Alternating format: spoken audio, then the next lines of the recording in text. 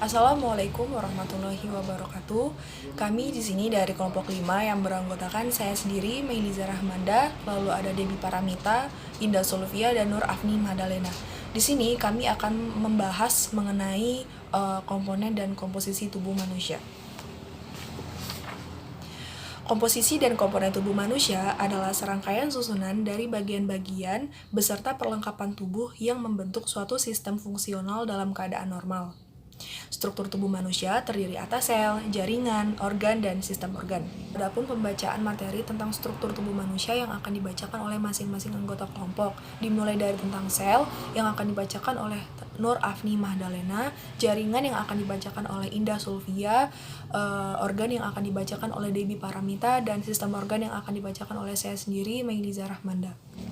Baik, langsung saja kita akan membacakan materi yang pertama tentang sel yang akan dibacakan oleh Nur Afni Mahdalena. Baiklah, di sini saya akan membahas tentang struktur sel tubuh manusia. Sel merupakan satuan fungsional terkecil yang mampu melaksanakan proses yang berkaitan untuk kehidupannya. Fungsi dasar sel mencangkup yang pertama yaitu memperoleh makanan atau nutrisi dan oksigen atau O2 dari lingkungan sekitar.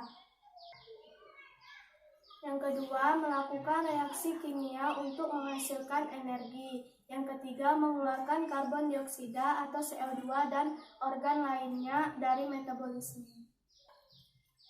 Yang keempat, membentuk protein dan komponen lainnya. Yang kelima, mengontrol pertukaran antara sel dan di sekitar lingkungannya. Yang keenam, memperbaiki sel yang rusak.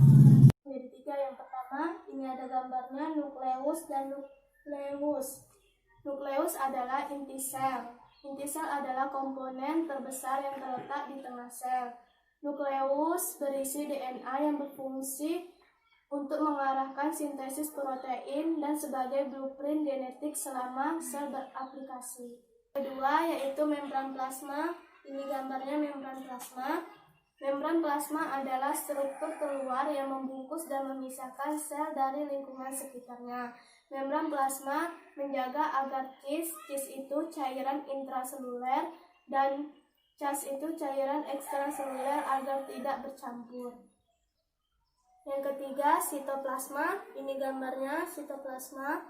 Sitoplasma adalah bagian dari sel yang tidak ditempati nukleus. Sitoplasma mengandung struktur berupa organel atau organel terkecil sel. Organel tersebut antara lain adalah 1. Retikulum endoplasma merupakan pabrik pembuatan protein dan lemak, dibagi menjadi dua, yaitu yang pertama rough endoplasmic reticulum, ini atau retikulum endoplasma yang kasar.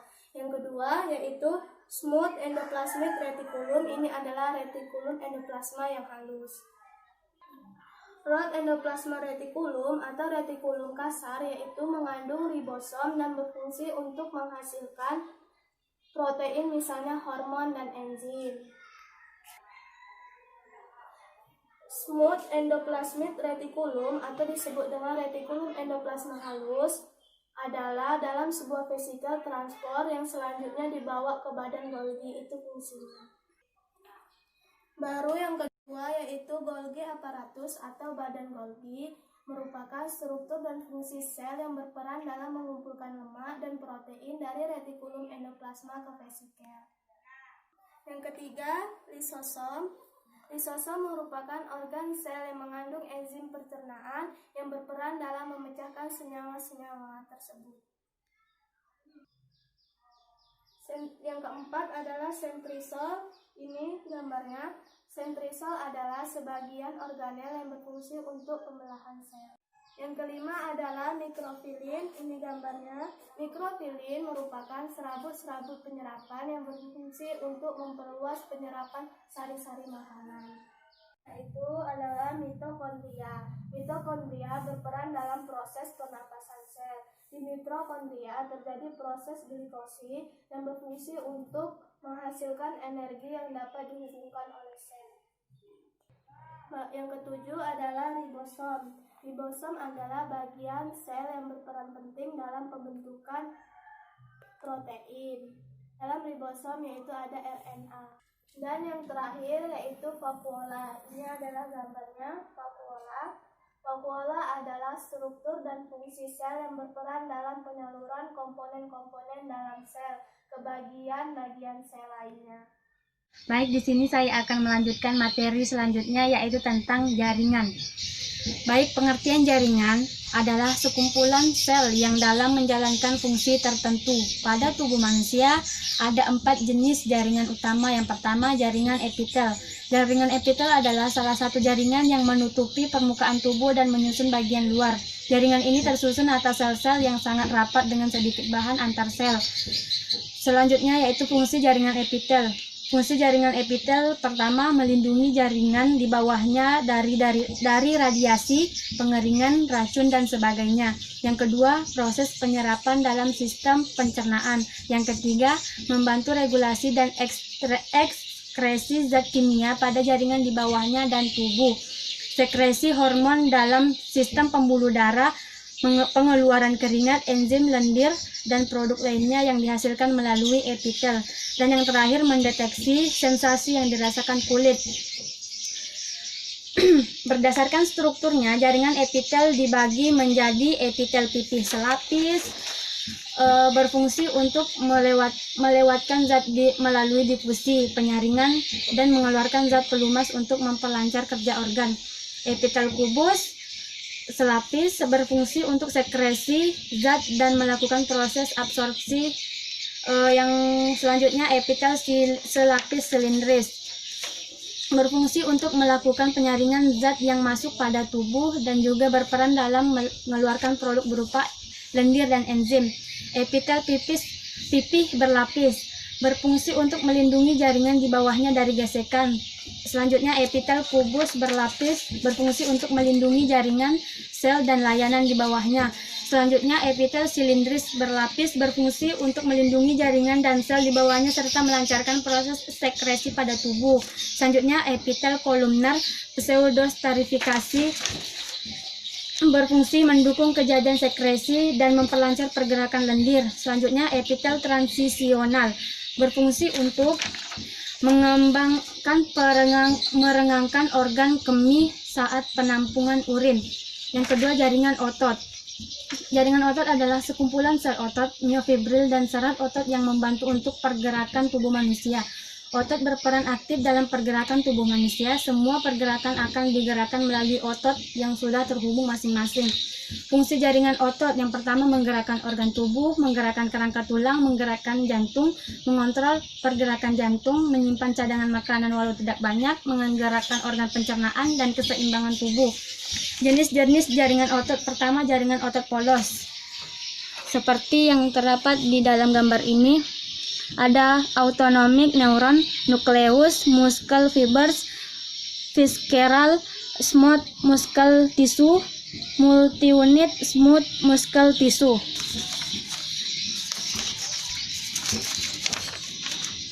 Yang kedua yaitu jaringan otot lurik, seperti gambar berikut. Serat yang terdiri serat otot, unit kontraksi otot, dan inti. Dan yang ketiga yaitu otot jantung, yang seperti terdapat pada gambar berikut. Ada muscle fiber, nucleus, junction between two cells. Yang ketiga yaitu jaringan ikat. Pengertian jaringan ikat adalah mengikat dan menyokong dari jaringan lainnya. Struktur atau penyusun jaringan ikat pada tubuh manusia ada dua, yaitu matriks dan sel-sel jaringan. Seperti gambar berikut. Di sini ada sel serat kolagen dan serat lainnya. Lemak, inti sel darah putih, sel darah merah, plasma darah, inti sel, serat kolagen, sel matriks konalikuli, matriks sel jaringan tulang. Fungsi jaringan ikat. Yang pertama, mengikat dan menyokong jaringan lain, menyambungkan antar jaringan, melindungi organ-organ, transportasi cairan yang ada di dalam tubuh, sistem imunitas dalam tubuh, membungkus jaringan lain, menyimpan cadangan makanan, dan membunuh patogen jahat. Berikut ini adalah jenis jaringan ikat, antara lain jaringan ikat sejati, jaringan ikat cair, jaringan ikat penyokong.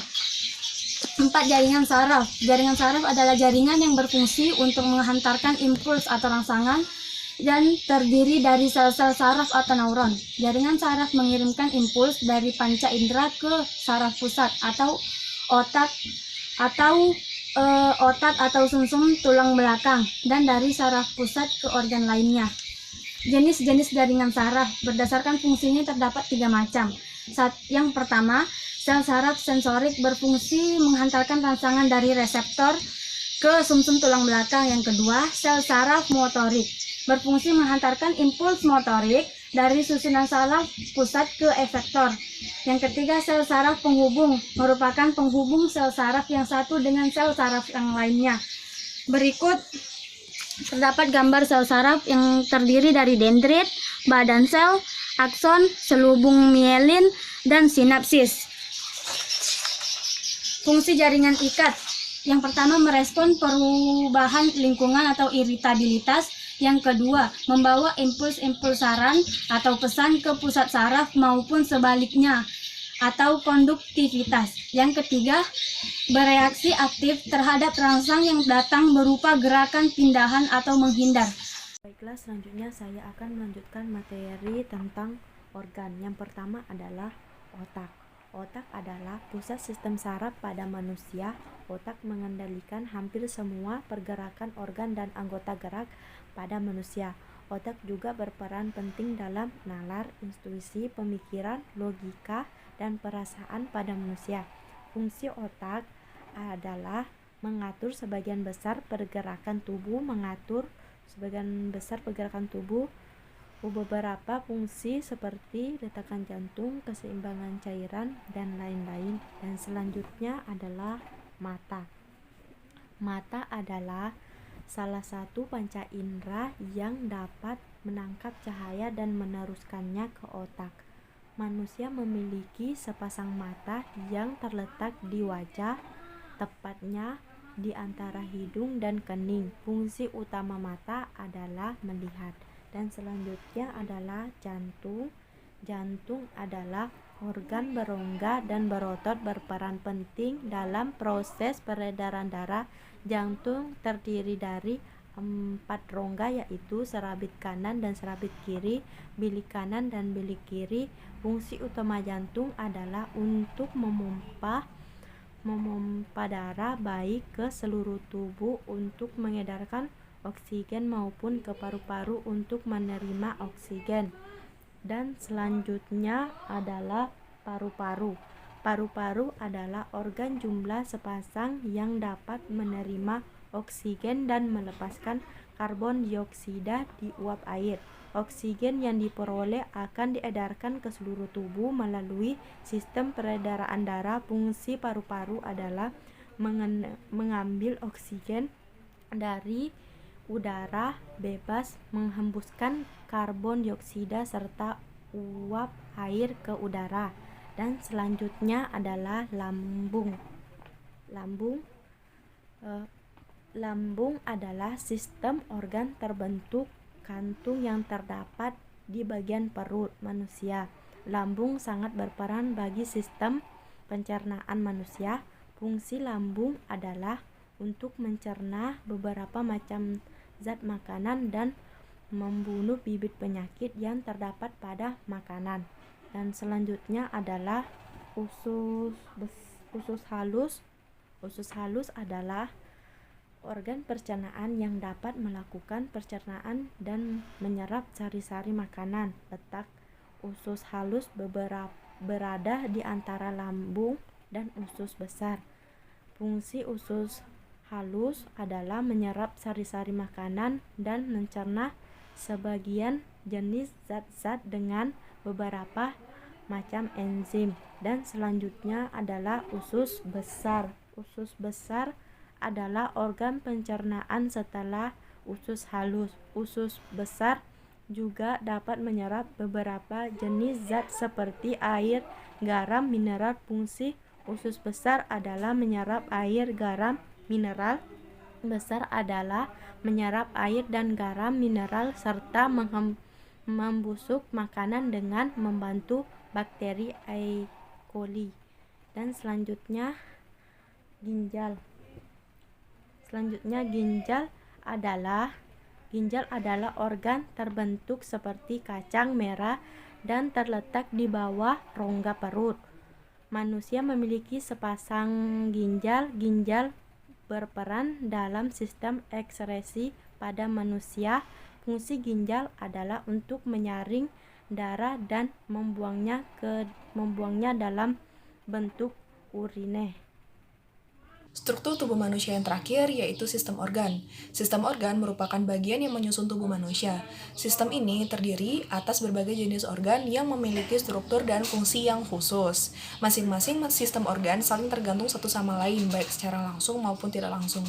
Adapun dalam hal ini, saya akan membahas tentang sistem organ tubuh manusia. Yang pertama yaitu sistem rangka.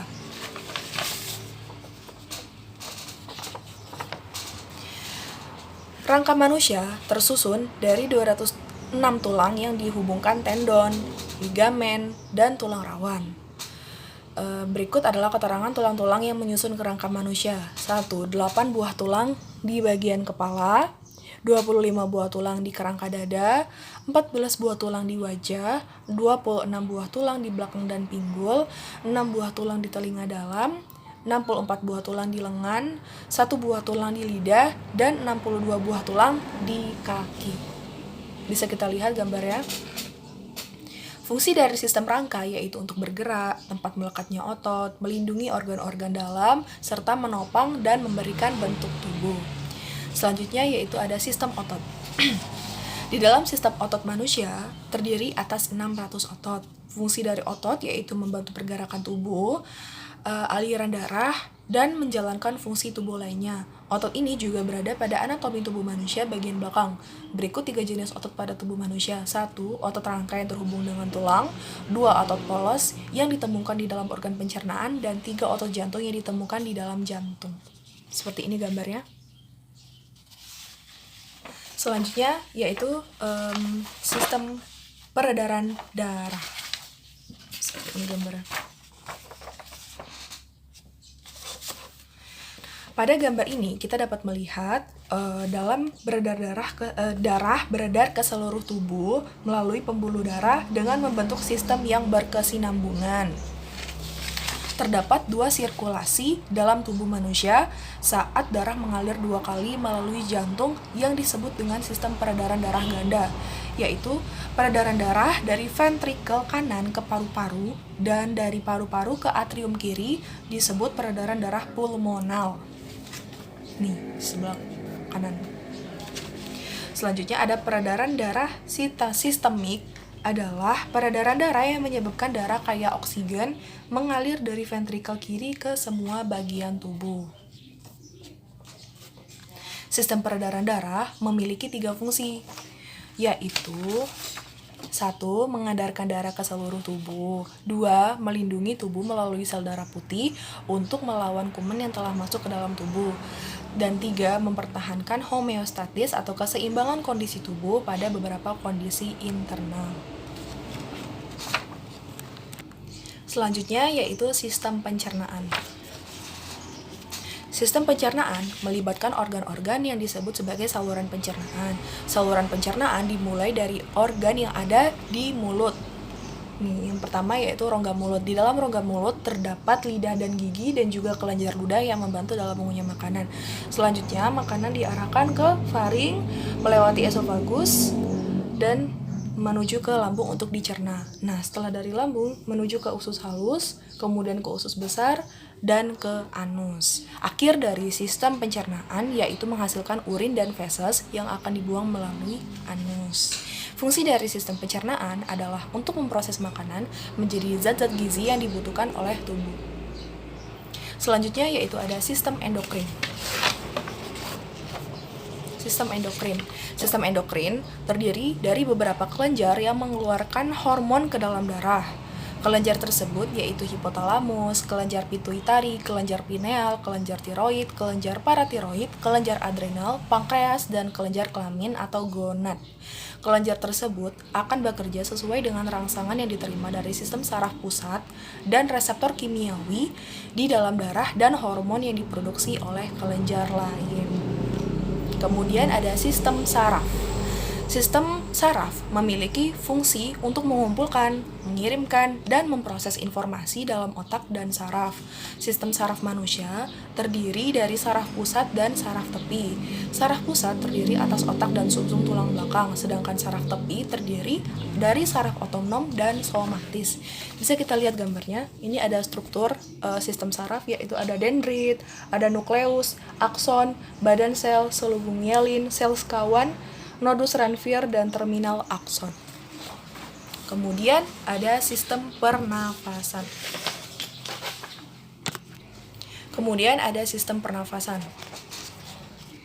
Sistem pernafasan berfungsi untuk menyediakan oksigen ke seluruh tubuh, mengeluarkan karbon dioksida, serta produk limbah lainnya yang dapat mematikan jika dibiarkan menumpuk.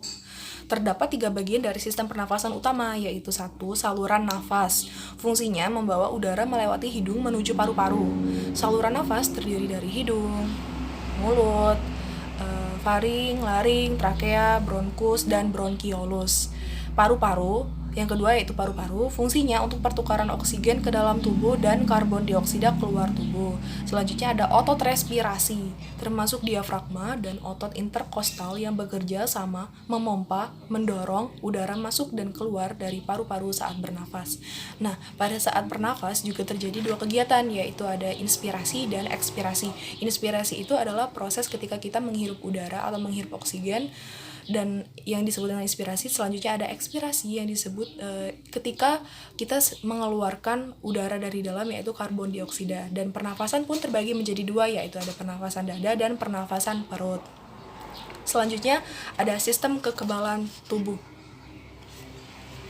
Sistem kekebalan tubuh berfungsi untuk pertahanan tubuh terhadap bakteri, virus, dan patogen lainnya yang berbahaya. Getah bening, limpa, sumsum tulang, limfosit termasuk sel B dan sel T, timos, dan leukosit termasuk dalam sistem kekebalan tubuh. Selanjutnya yaitu ada sistem limfatik. Sistem limfatik merupakan sistem yang berperan pula terhadap pertahanan tubuh.